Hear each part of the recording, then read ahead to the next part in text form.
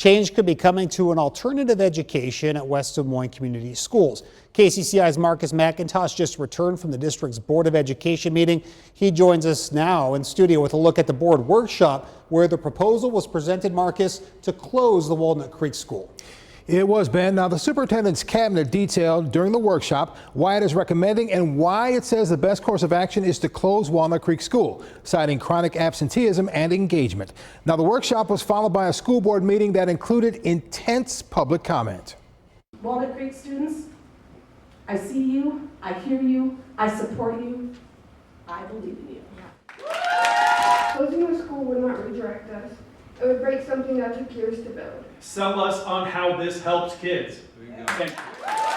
Typical comments from West Des Moines residents, Walnut Creek students, and Walnut Creek teachers, adamant that closing Walnut Creek campus and moving alternative education to Valley High School is not the answer. Walnut Creek senior Callie Streisick says it is a safe place for students who don't feel like they belong anywhere else. Sending kids back to a place they don't feel welcomed at, for at least me, I didn't feel welcomed at Valley.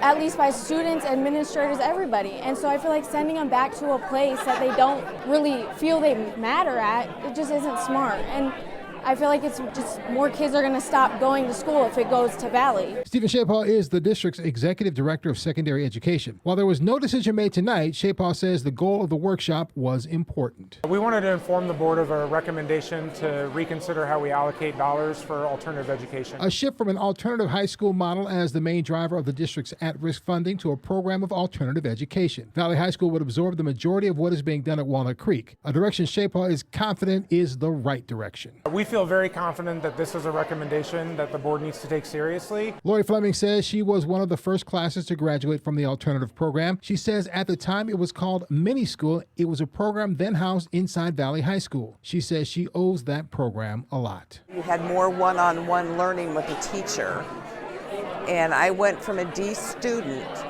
to making the honor roll. I graduated from high school and went on with my career.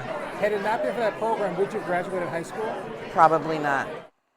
Closing Walnut Creek would eliminate 8 jobs, positions that would be redirected to other areas. Now, the board must submit a budget to the state in January detailing how they will spend the at-risk funding. Now, the board has less than 2 months to make its decision. Stacey? A lot of people very passionate about this. Marcus, thank you.